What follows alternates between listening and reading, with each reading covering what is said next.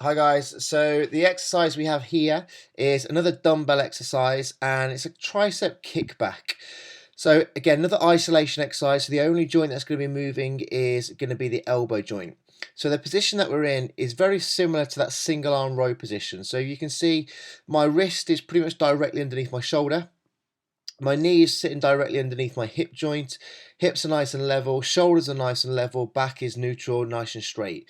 So that's the position that we want to be in. Obviously, my right hand and my right knee are on the bench, and then left hand and left leg are away from the bench. What you want to make sure is that that foot is that is away from the bench.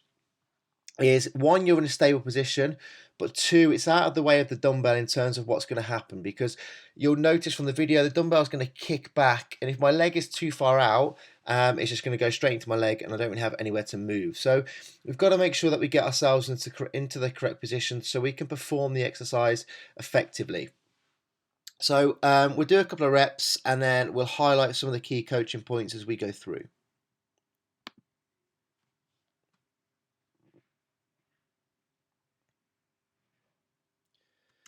Okay, so the position we want to achieve through that concentric contraction is obviously we're kicking the dumbbell all the way backwards. We want to try and get a full extension of the arm so the arm is nice and straight.